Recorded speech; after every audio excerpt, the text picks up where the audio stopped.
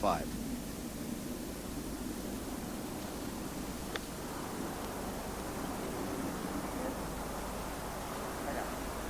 Oh, now, oh, holy mackerel, what a shot.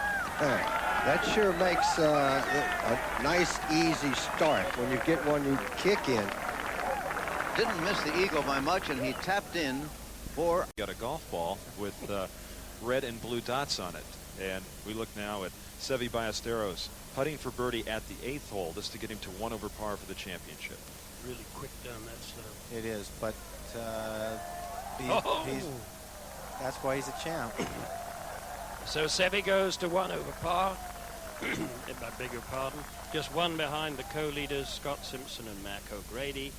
At 1 over par, he is tied with Tom Watson, Bernhard Langer, and Larry Cole, and remains at level par, the only player at that figure as the golf ball in the air. Number 9. That is Ballesteros playing his second shot at the 9th hole at 1 over par, just 1 behind Simpson. So he has now a very ready chance to tie. He's birdied 7 and 8 and has got that look on his eye there. The guy you'd want to be either him or this man right here, Seve Ballesteros, who is on the 10th hole, and we saw him go to the back of the green, which is common practice, and he's putting uphill from there. As a matter of fact, for most of it, he'll be very happy to get down in 2, although this is ostensibly a birdie putt.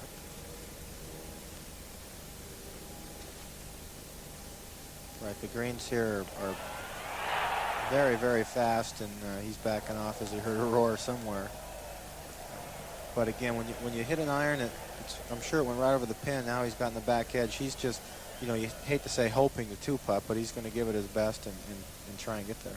Fred, let me ask you about his brother Vincente, who is caddying for him. Whether it's a 3-foot putt or a 30-foot or 40-foot putt, he stands directly behind the hole with the flagstick bent back. Right. I've not talked this. I don't know Seve that well, but they were talking in the locker room that with all the photographers and all the distractions that his group gets while he's playing, he and his brother worked on this and have decided that no matter how far the putt is, he's going to tend the pin to, when Seve looks up to the hole in the short putts, that he can't look through his brother and see all the distracting things going on around him. Some might say that maybe he's straddling the line for the putt. Well, I don't know the rule. I know he can't stand behind it. They changed that rule a few years ago, but as far as standing behind it, as long as he's not saying anything like the putter's line, he can't hit the ball. Here's Seve trying to save his par. He's got it. I can't hit a 7-iron 150 yards. With the old conventional grooves, I could hit a 9-iron 150 yards. So the grass gets in the grooves and it causes not a flyer and the ball will spin. But with the short shots around the green, yes, the square grooves have saved a lot of shots. Again, in the U.S. Open, the greens are so hard that, you know, you can throw the ball straight up and it just won't stop on those greens. But you are right, the square grooves have helped a lot of shots around the greens. Now we're going to... Nakajima took bogeys at 16, and now we look at Seve Ballesteros on tape just a few moments ago at the very difficult 11th hole. This has played the second most difficult on the backside after 17, and from the way he is watching that, you know that it is indeed a wonderful shot, and Seve's got a chance to pull to even par. Fred, there is something about a pose after a shot that... Too tight and the ball stays to the right, so there's a great arc out of hitting out of the rough. Now Seve Ballesteros over on the 11th hole. Fred Couples is with us here. Just give us a read on that putt. Well, here we go with his brother attending the pin. This is highly unusual, but it's something I would think it's just a little right center putt, and again, we get to look at him holding the pin. This is highly unusual. It's just amazing that for Seve, it just blocks out everything throughout the hole. Oh, Seve Ballesteros moves to level par alongside Larry Mize, who doesn't look as if he's going to stay at that figure, and Scott Simpson. And we have once again three players at level par now, because Larry Mize, I'm sure, is going to make a bogey The only on the 12th hole. comment, Ben, I want to make about that is when I was a caddy as a youngster, I was taught if I was going to hold the pin in the hole to stand to the side. And I think what maybe distracts some of the people, it's different to have the caddy right behind, but it obviously isn't against the rules. And he suddenly comes into play. Seve Ballesteros, meanwhile, at the 12th hole. Looked like he had to hit a little punch fade out of there, and we've yet to find it yet. Well, it Oh, looks as if goodness. they're running into the woods. Yes, there it is on the bare earth. And so Seve Ballesteros has got real problems here at this 390. And there is Seve Ballesteros, his third shot at the 12th. That's very nice from where he was, off the dirt and the pine needles here. There's no one more inventive than Seve. No, you think Seve Ballesteros, very important putt for him. They all are, of course. But if he could salvage par, it is like a birdie, isn't it, really, Fred? Correct. He needs to stay within 2 shots of Tom, who's already on 11 with the birdie putt. Well, he's got no gimme coming back there.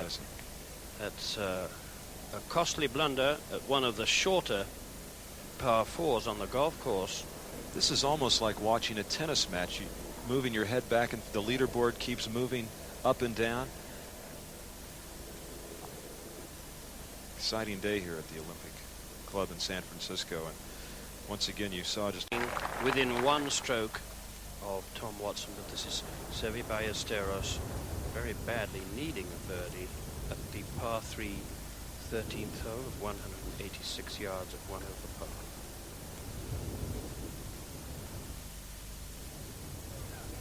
That won't get there, will it? No, Not that's by a long way. No, that's 6, 7 feet short. Whew, dear me. Fred, we've anywhere in the world, Fred, and I think that indicates how difficult the greens are. But this is Seve desperately needing this par putt to stay on terms. He's 2 behind Watson now, and the holes are running out. And Watson's playing behind him, and of course knows what all these other gentlemen are scoring. And I think Watson is probably feeding off the leaderboard. I believe so, Tom. This is a big putt for Seve. Obviously, he knows it, and the wind picked up when he backed off, but as the more bogeys are being made, the more comfortable Tom Watson feels, and he knows with a 2-shot lead or 1 or 3 that he's in the lead, and it's all up to him. Oh, and goodness. That never had a chance. That never had a chance.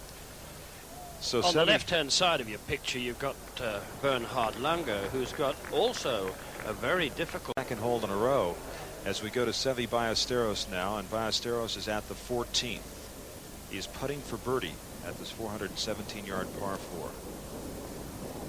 What about this putt here, Fred? Well, he's got it below the pin, and he's putting uphill, and it should break from his left to right. It should be a hook putt for him. And I don't believe it just turned off a little. We couldn't see with Vincente there, but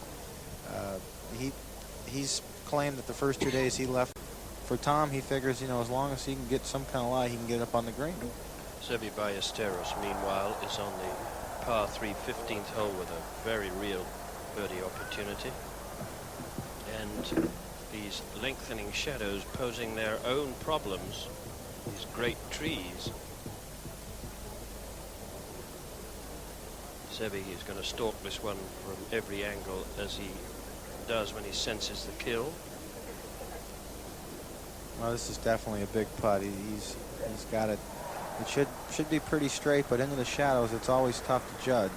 But he had 2 over and Watson 1 under. He definitely needs this.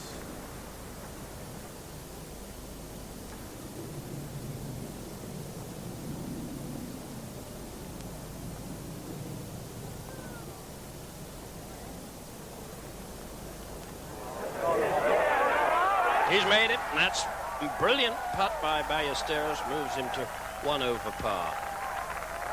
Last week, he gambled and lost at the playoff at West. Shot he has, but you can get a break over there, and then he's going to probably have an 8 or 9 under the green. Seve Ballesteros up ahead of him.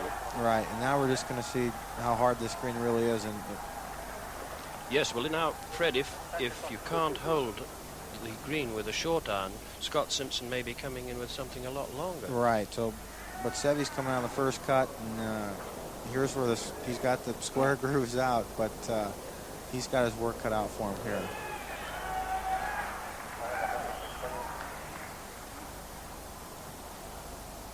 Alone in 3rd place now. Right. 3 behind. Watson and Simpson at 1 over par.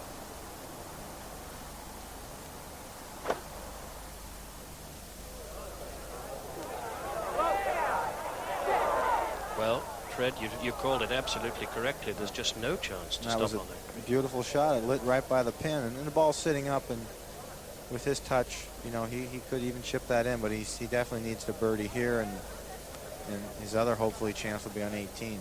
You'd almost rather want to be in the bunker, wouldn't you, Fred, if you had to miss it here? As long as you were close up to the pin, correct. As we saw Ben's shot almost go in from over the green, and just with great touch is what it needs there. You're chipping downhill. But if he'd hit that shot in the bunker, knowing where his ball is now, he'd probably rather have got to get this ball in the fairway, so he has chosen an iron, which is a very smart play. Meanwhile, up at the green, Seve Ballesteros has problems of his own. As you say, he's got a wonderful touch, and you can see the ball. When we were looking at the ball before, we were looking from so high, it might have looked better than it actually was, but it doesn't look that bad. It's not great either. He made a couple of remarkable shots at Westchester last week from around the greens. Now Simpson back down the 16th, and looks like he was able to take a nice full swing. Yeah, he's got it right up the right side of the fairway, which is now, I can't tell how far. It looks like there's a little hill you come up over, and it looks like he's got it back where he's going to have a very long full shot in. And up at the green, Seve Ballesteros needing all his magic. He's played a beautiful shot. You can see, actually, that green is darn nearly burned out. Right, the players call them when they get blue. You see all the driver up, it still couldn't get home. Fred Couples, you hit it a long way. Could you ever get home in 2 there? No, there's no possible way. But here's Seve putting for par. And as we can see, I mean, there hasn't been a birdie putt since we've got here. Putting right into his shadow.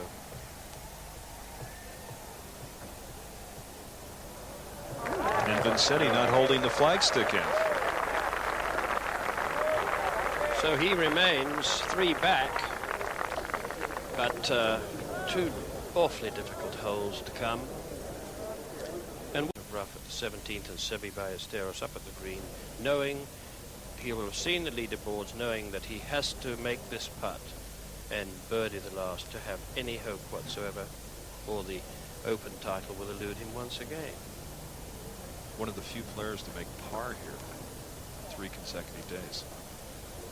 This putt is a good spot to have, but it should break quite a bit to the right and awfully fast, and that's the whole story of Seve, I'm afraid. His putting under pressure has become downright timid at times. I mean, I think that's fair to say it, because you're judging him by his standards.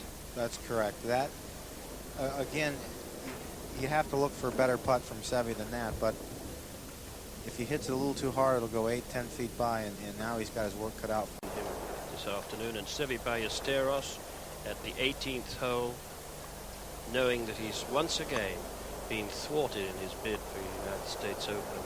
What an agonizing year it has been for him to be beaten in the playoff at Augusta National, and now this. Well, I like his game, and he's a classy person. I'd certainly like to see him finish with a birdie just for the crowd, too.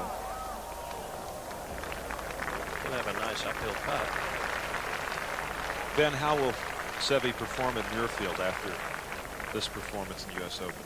I think that Muirfield is made for Seve's game. Absolutely made for it. The bunkers are well for his 5th Open championship. Seve, now we'll see if he can make a decent stroke at this, because the pressure's off him now. He's taken the pressure off himself. He should give this a good rap. I can't believe that putt he hit at 70. That's not the Seve of old. That really wasn't his best either. So that's I think that's allowed. He does take it very well. Yeah, you got to tip your hat off to him. If every major you finish in the top 5, you get the chances to screw up. And obviously this one, Scott Simpson and Tom have outplayed him.